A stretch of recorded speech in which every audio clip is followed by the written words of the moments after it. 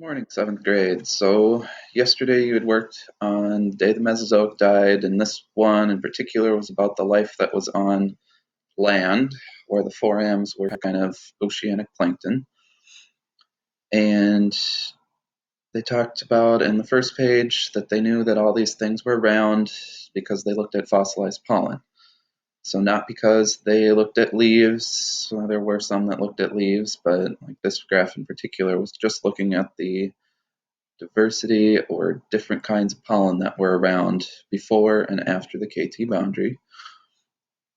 So we actually are looking at gymnosperms and angiosperms here. So definitely in the time of the dinosaurs before the KT boundary, the gymnosperms were the ones that were by far the most common plants on land. So just to look at some of those, like what they might have looked like, because I mentioned yesterday that gymnosperms were like today we would think of them as pine trees, spruce, anything that you would consider a Christmas tree.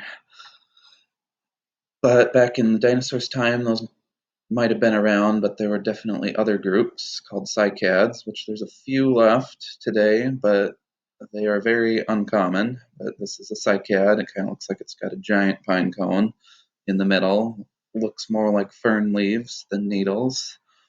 And another big group of them that there's only one species around today.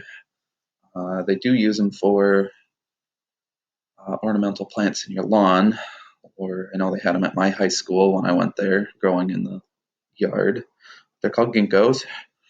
They got this shape of a leaf here that kind of waves in the wind. They have these weird nut things that are seeds. Here they are. That have kind of a really nasty odor to them. But those are just some of the gymnosperms. And then I mentioned that angiosperms were flowering plants. So there were flowering plants around before the dinosaurs went extinct, but they almost got completely wiped out. And they're actually one of the more dominant plant forms on Earth now. But what some of the questions we're asking us here is what happens to the abundance of angiosperms and gymnosperm pollen at the KT boundary? So, angiosperms pretty much look like they disappear. They probably didn't, but on the graph it got so small that you couldn't notice it. And gymnosperms went down to the 5% range. So, big thing, a lot of the plants died at the KT boundary when the asteroid hit. And then what happens to the abundance of angiosperms and gymnosperm pollen fossil after? So, angiosperms actually stayed pretty much non-existent, and you saw a tiny little blip here where they came out to 5%, but then they went down again. I'd say the overall trend of the gymnosperms is that they got a little bit more abundant over time, but they still were not as abundant as they were before the asteroid strike. Okay. So that leaves us to wonder what was the dominant life form, for plants at least, on land. And that's where kind of ferns come in here. They definitely took over and became quite abundant after the asteroid impact. We have first question though asking what percent composition of fern spore is in the sediment during the Cretaceous period. So you can write a range. So I see that the largest one is right around 15, the smallest one is right around 5. So that's why we've got a range of 5 to 15%. The next question then, what is the percent composition of Fern Spore 2 in the sediment during the Cretaceous period? So I see a little tiny bit that comes out, so that suggests that maybe it was there, but that could just be the way it copied too. But otherwise, it pretty much looks like nothing.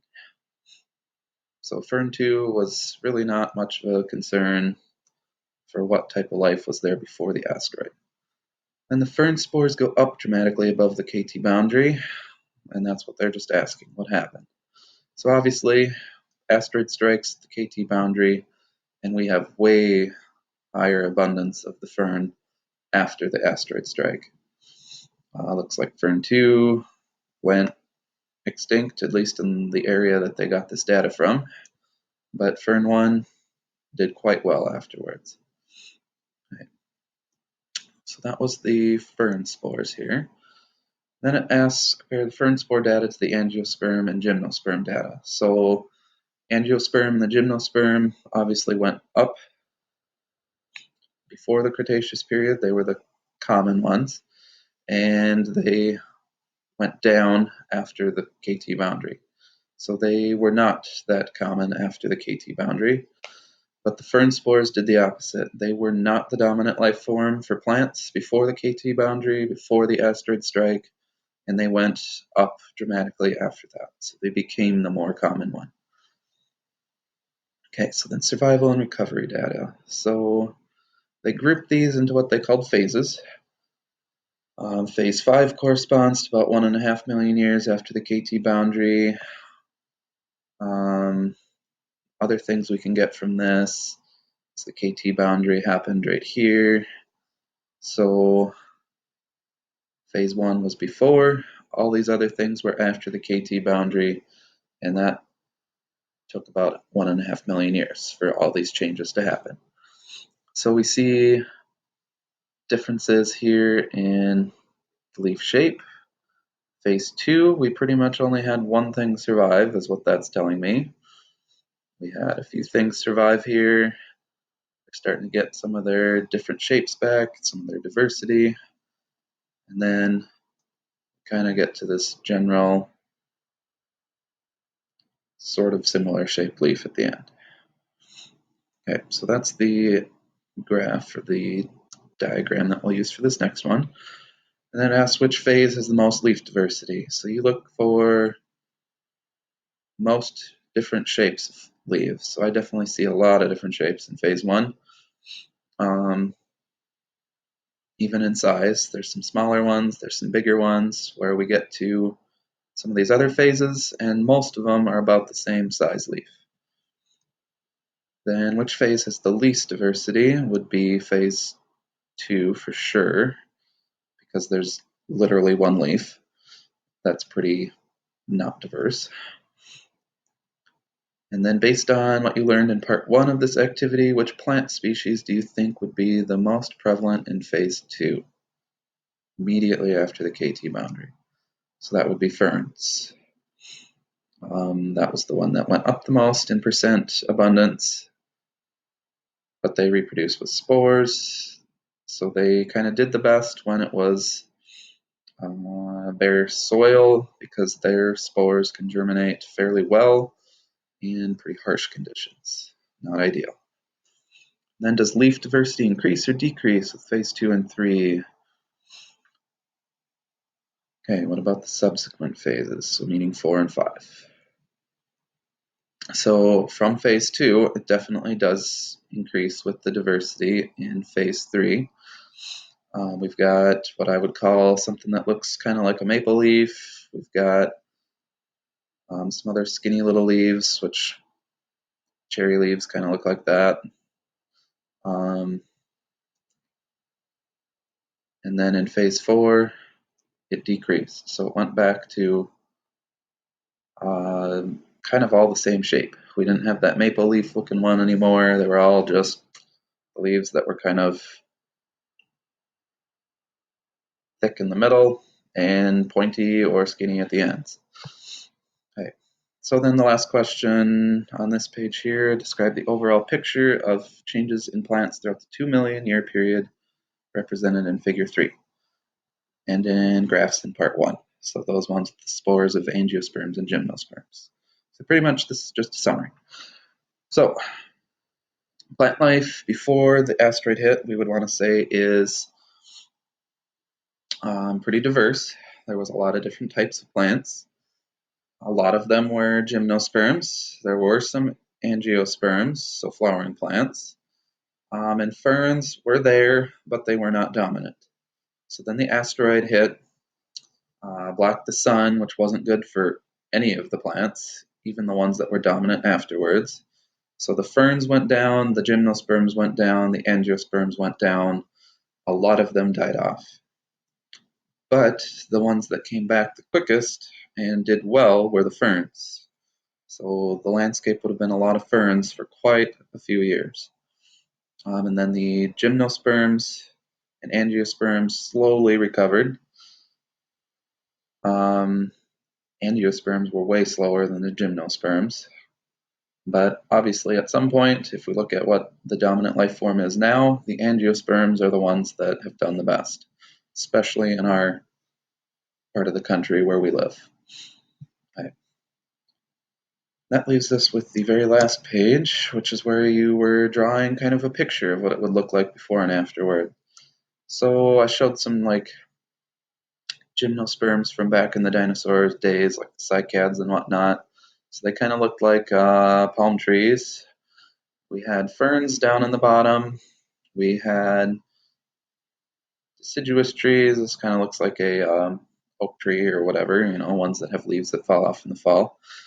But then afterwards, pretty much have all ferns. You could have possibly had one or two gymnosperms or angiosperms around there, but definitely the big point we want you to get out of this is the landscape changed dramatically to where it was pretty much ferns that survived.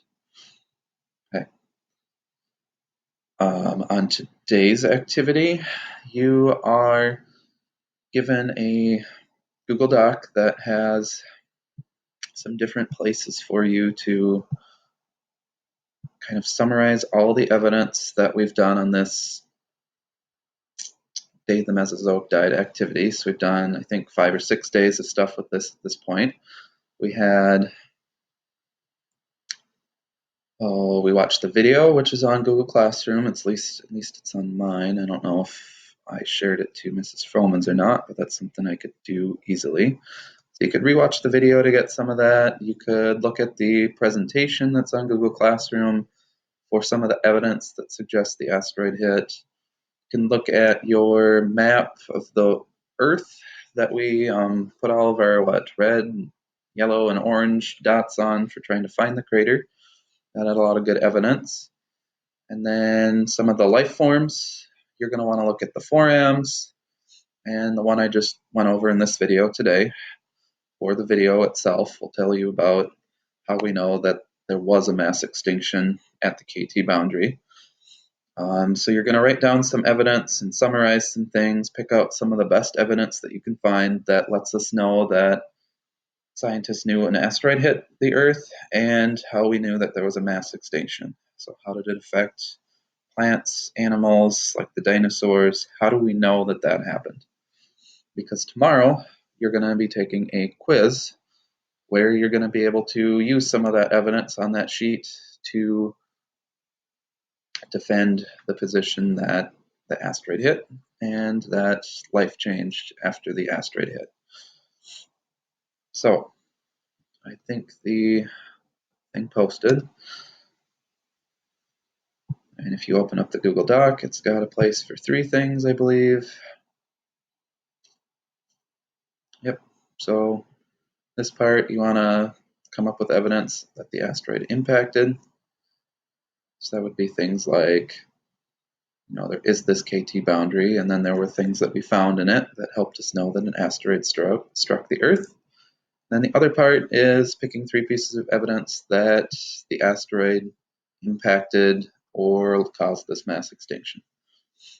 So you find the evidence, and then why that evidence is important, or what it shows us, what it tells us, things like that. As always, feel free to reach out to Mrs. Froman or myself with questions. Otherwise, that should be the end of our video. Have a good day.